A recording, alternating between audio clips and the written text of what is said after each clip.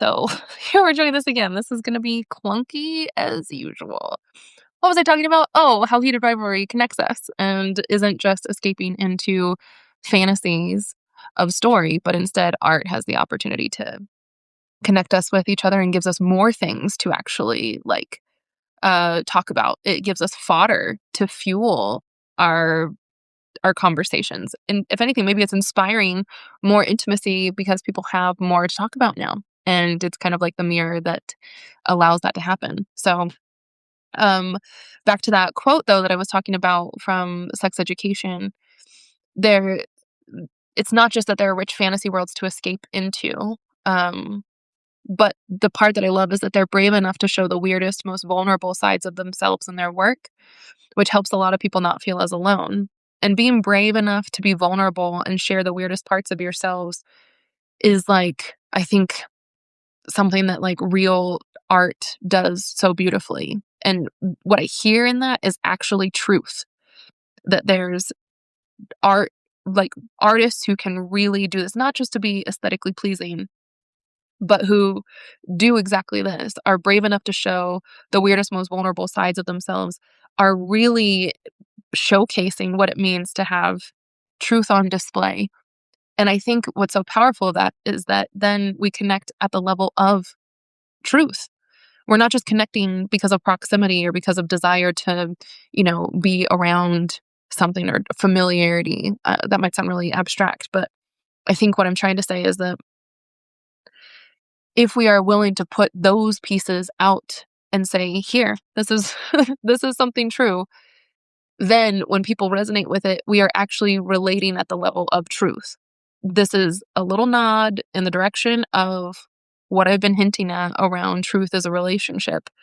I think that there's something powerful if we understand the field of truth being the places where we relate. And now that might sound like a philosopher's, I don't know, just monologue transpiring now.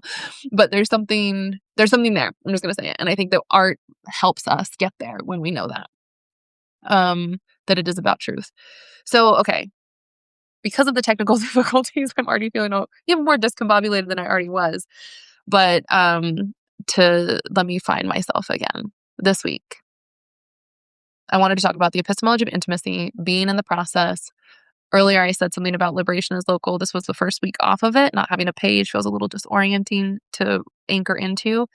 But I'm talking about abundance and also art, giving a little bit of the reflections of what I've been talking about all week and the inputs that I've been engaging with. So I mentioned the Service Berry now, Toni Morrison's The Pieces I Am, and also Heated Rivalry. I also watched the biography or the documentary of Angela Davis, which was also really fascinating. I think something that I appreciate about Angela Davis's story that is kind of in contradiction to all of this is that her emphasis is so much on it's not just my individual story, but it's actually for all people, for the movement. That's the emphasis, is that collective movement and thousands of anonymous people make something so big as a free Angela moment so impactful. But it's never really about the individual. It's always about the movement that made that moment possible, which is a collective exercise and a commitment from so many people. So all of these things are true. Okay, where do I want to go now? Because I think I wanted to say more about abundance. I really did. But now, let me go to my notes. I did have notes. See, okay, I was thinking about um sharing more from the epistemology of intimacy. I don't know. I don't know. I think I need to pace myself on this. What I wanted to talk about was thinking okay, what is the next thing I need to share? I already said that instead of doing Sundays liberation is local, I feel like the Wednesdays are going to be the process where this all kind of transpires. And I'm going against what I've said about creativity and having the space behind the scenes where the creative process is happening without people even knowing it. And I'm except for me, except for right now, because this is me trying to sort of do something in process very visibly and documenting it along the way. I just ended I'm just, like, finding myself again, but I just ended with this notion of, like, and here's the truth, like, if we offer ourselves with truth forward, even in our art, that's the piece where we can connect in, and that's what makes it so powerful. So I'm gonna say a little bit more about the epistemology of intimacy, because what I realized after the past 2 weeks, the previous past 2 updates that I did, it occurred to me that I was like, "Okay, the epistemology of intimacy is this, like, big project I've been talking about, and in a way, it is already happening now." I know we got cut off, and so it's harder to, like, make the threads connect from what I was saying just earlier. But here's one way I'm thinking about the epistemology of intimacy, even in doing this on a Wednesday live. And this is gonna be vulnerable, but it's gonna be honest. I know that part of what I wanna share in the epistemology of intimacy, like the content-wise, is not just, like, what I thought this past week, but I wanna share these stories. That's what I've been doing for the past couple of weeks. That feels good, and that feels important, and I wanna share stories that hopefully resonate or offer some insight that is useful to others in the meantime. While doing that, it feels very true that this is a way to, like, kind of show and expose myself that these are stories that matter to me. They're not, impersonal in any way. And the process of even saying, like, I'm figuring out how to do this and inviting people to be in the unfolding or the unfurling, if you will, of what an epistemology of intimacy looks like is itself something significant. Now, I know that right now, like, for instance, there are not a ton of people who are participating and watching week to week. And the people who are people who I know for the most part, um, or who actually know me outside of a screen.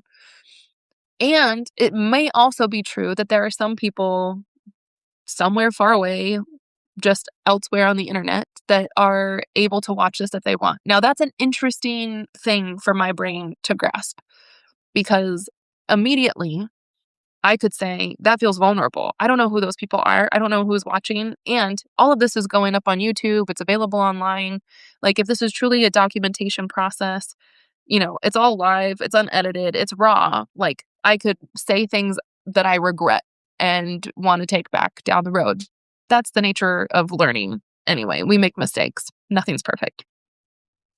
But there's this loss of control in saying, "I'm putting this out there." And while it feels safer to know that some people who are participating, who I'm consciously aware of, are people who know me in a way that feels comfortable and more familiar and safe and, like, personal, there's also this other layer of consciousness, which is that I'm putting it out there for people who maybe are watching it and I don't know them, and that feels maybe less safe. And if it exists on the internet, that it exists on the internet and anybody could find it at any particular time. So now there's, like, a time-space gap too. I'm grappling with that and realizing, like, well, okay, I don't know. I guess that's part of the experiment. I don't know how long this is going to go, but I'm trying it because maybe you'll say this is like a little bit of a performance art piece to see what happens. It is meta philosophical if we really figure that out. But the week to week thing is even the process of doing that is something that I'm paying attention to. So all I wanted to say on that one is that, like, yeah, well, I think we could devise a different space to actually engage in epistemology of intimacy. Yes, I would like to. And in the meantime, this is still part of that process, because I want us to understand what it means to know through and with each other from a place of intimacy. And maybe even intimacy is a certain degree of that is like being in the process of it. Now, here's the catch. I was talking earlier about audience and like writing for a specific audience and not caring about who else is going to see it. I think that what's interesting about that is that, like, any artist, and I'll just speak for myself right now, actually anybody, let's just go there. Anybody who wants to do anything in the world is going to have to grapple with the challenges that come up with being visible to other people. What a fraught experience, because visibility, comes with a lot of consequences depending on how you are perceived in what social, political, historical environment. Visibility can be something that makes you vulnerable to threat and to violence. If you are someone who is targeted by the status quo, the powers that be right now, visibility is dangerous in so many ways.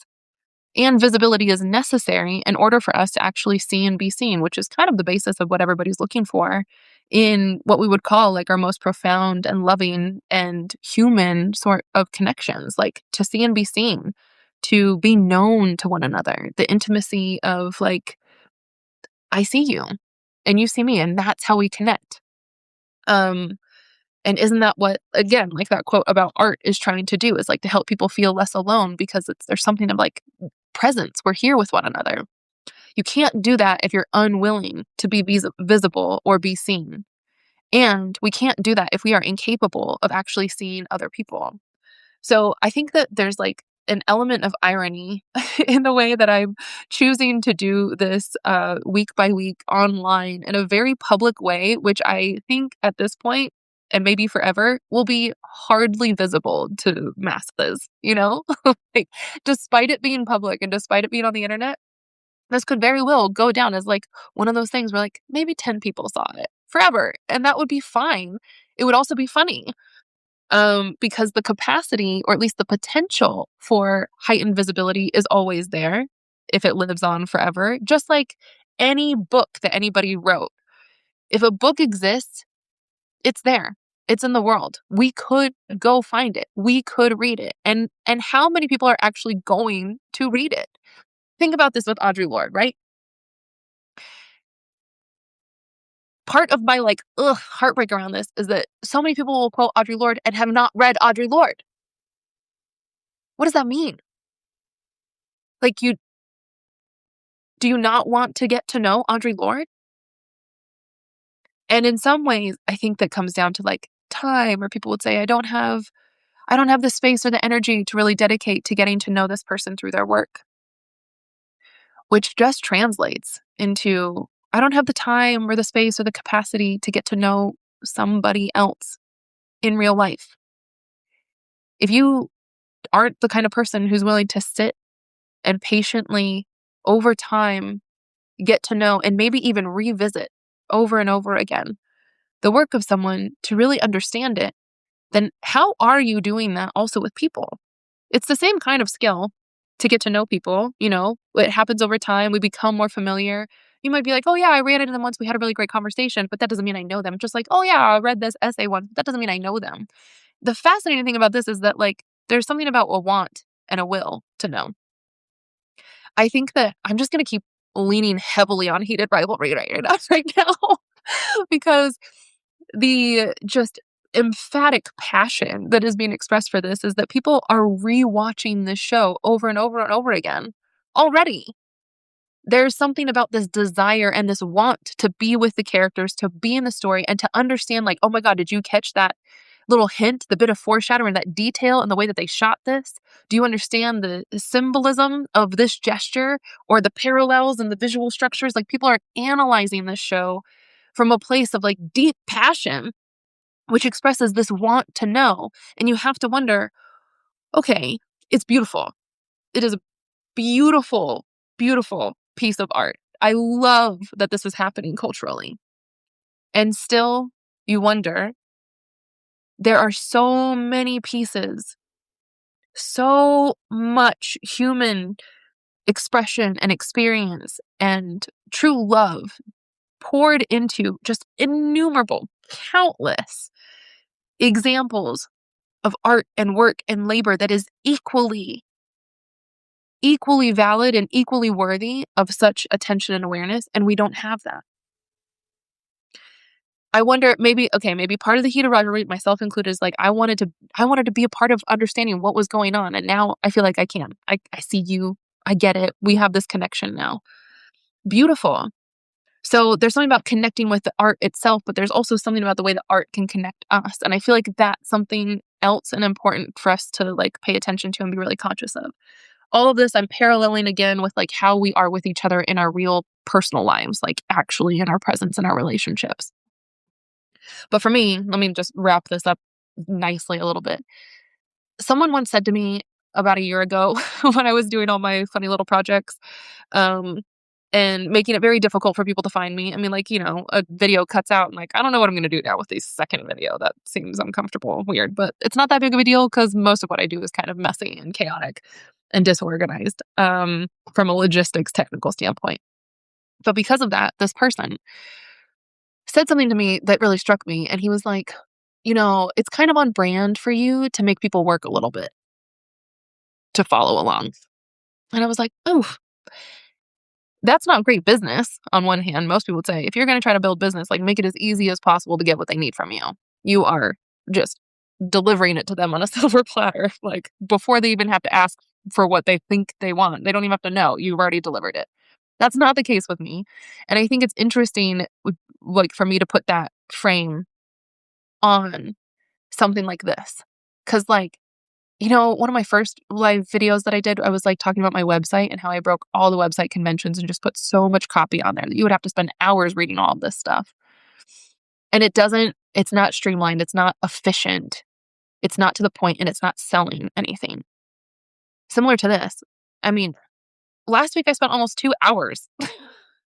That is such a huge investment of time for someone to follow along. For people who are showing up every week with me on this, that's such a commitment. It's such an investment of time. I don't take that for granted. I recognize that. That is beautiful. I see that. I know what that means. You're almost as dedicated as I am to this process. And the thing is that, like, it's not clear because it's not a syllabus. I'm not going through a rubric of like, here's what we're going to talk about every week. But instead, there's something that's going to be gained in the process, even if it's just the time of the connection, even if it's just a way of, like, I don't know, feeling our way through something else.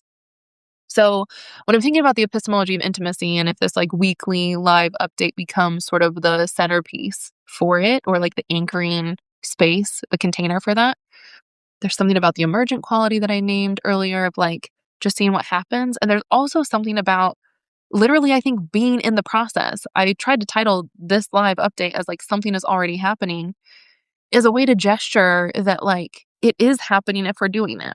Now, again, time space gap. Someone could find this years down the road, find it on YouTube or whatever, and be like, well, that was a boring conversation. Corey wasn't really saying much. There wasn't much of value here. I didn't learn about the epistemology of ignorance and maybe just like a note of Toni Morrison. But so what? Heated rivalry seems to be a cultural moment.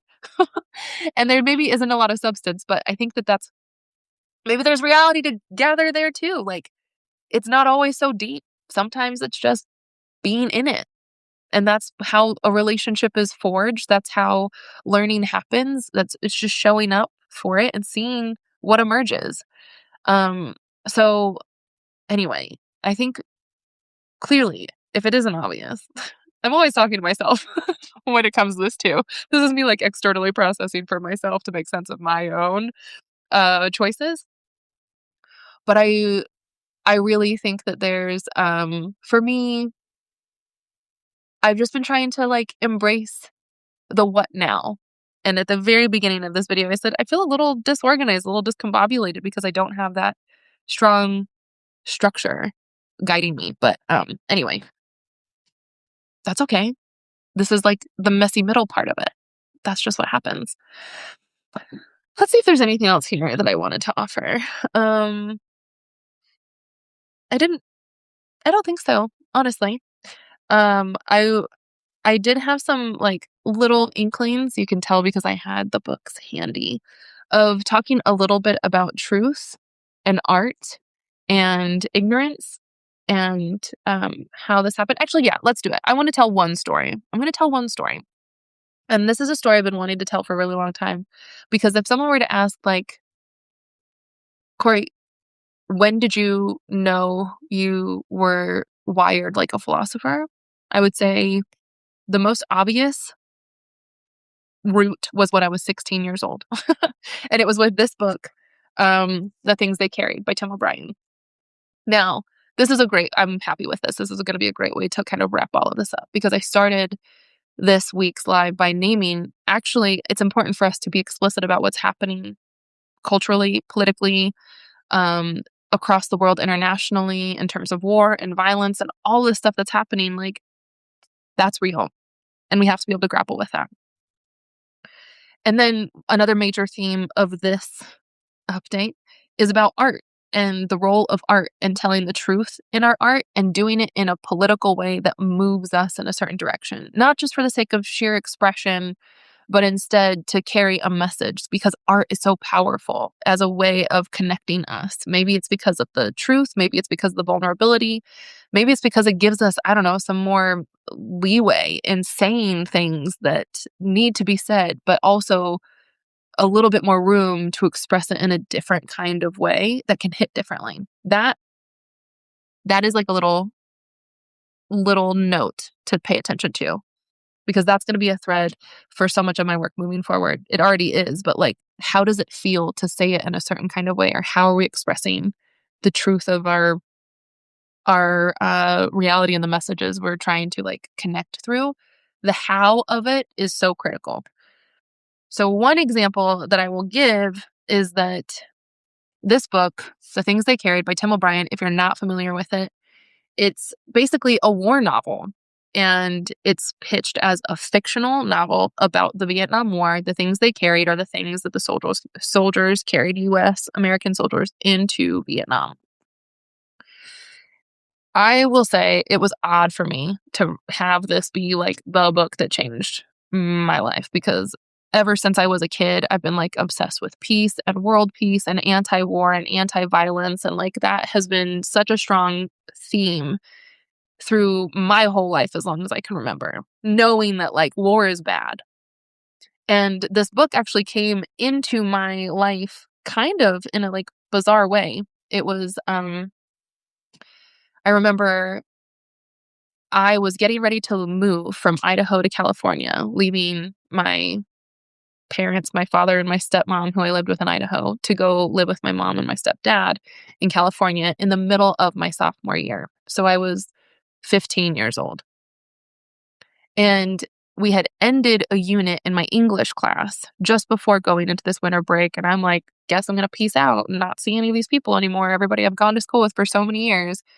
I was preparing to move out of state, not see anybody any longer, going into the holiday break. And we had just wrapped a unit in my English class on short stories.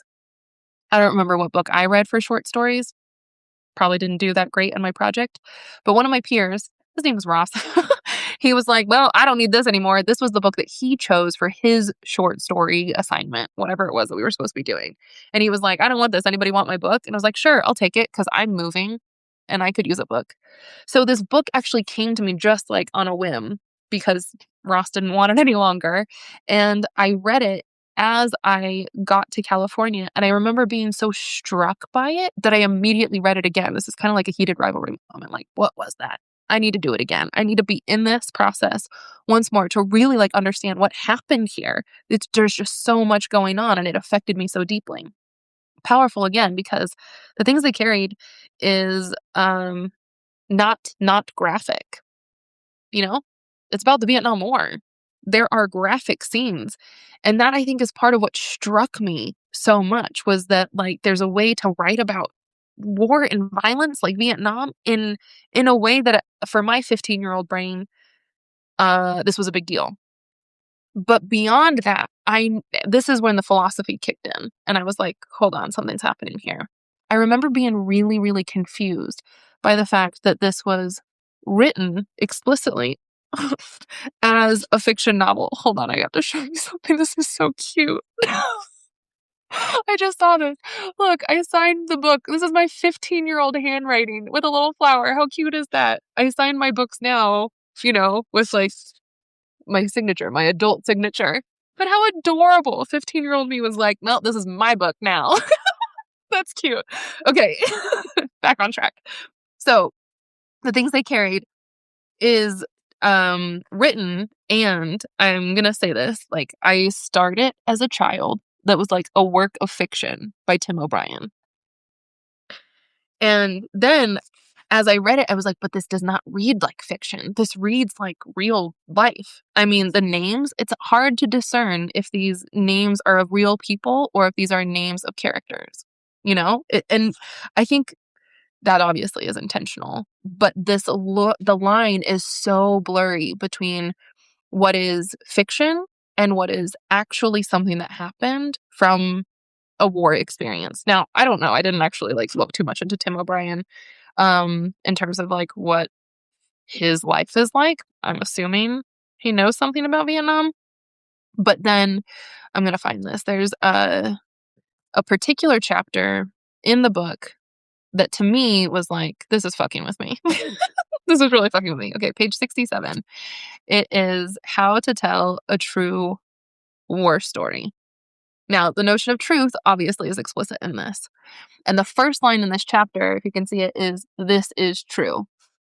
Now, from a fictional novel perspective, to say this is true, we are bending meaning here. In my mind, I was like, maybe I'm just too autistic or something to be like, I don't get it. This is, I need it to be literal. What are you actually saying? But this is a true story. This is true. And he talks, I had a buddy in Vietnam. His name was Bob Kiley, but everybody called him Rat. And then this continues on. And I am going here. He's saying, a true war story is never moral. If a story seems moral, do not believe it. There is no virtue. I'm just skimming this. You can tell a true war story if it embarrasses you. If you don't care for obscenity, you don't care for the truth. If you don't care for the truth, watch how you vote. Send guys to war, they come home talking dirty. And then as he says this, as he's saying so much, and all in the midst of war scenery, whoever chickened out was a yellow mother, and if nobody chickened out, the grenade would make a light popping sound and they'd be covered with smoke and they'd laugh and dance around and then do it again. It's all exactly true.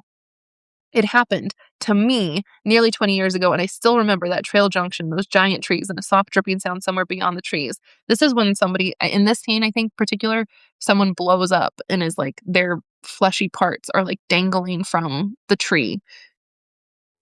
Like I said, it's graphic. In any war story, but especially a true one, it's difficult to separate what happened from what seemed to happen. And then afterward, when you go to tell about it, there's always that surreal seemingness, which makes the story seem untrue, but which in fact represents the hard and exact truth as it seemed. In many cases, a true war story cannot be believed. If you believe it, be skeptical. It's a question of credibility. And so anyway, this goes on about what is believable, what is true. In this page 74, Sanders made a sound in his throat like a sigh, as if to say he didn't care if I believed him or not. But he did care. He wanted me to feel the truth, to believe by the raw force of feeling. He seemed sad in a way.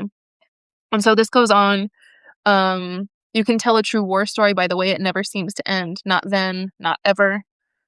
I could tell how desperately Sanders wanted me to believe him, his frustration at not quite getting the details right, not quite pinning down the final and definitive truth. And then as it goes on, this is where it's little mindfuckery.